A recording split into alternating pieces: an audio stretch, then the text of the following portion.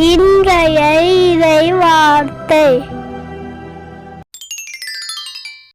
உங்கள் கடவுளாகிய ஆண்டவர் உங்களுக்கு கட்டளையிட்டு கூறிய எல்லா வழிகளிலும் நடங்கள், அப்பொழுது வாழ்வீர்கள், அது உங்களுக்கு நலமாகும். நீங்கள் உடைமையாக்கிக் கொள்ள போகும் நாட்டிலும் நெடுநாள் வாழ்வீர்கள். இணைச்சட்ட புத்தகம் அதிகாரம் 5 33வது இறை திருவசனம்.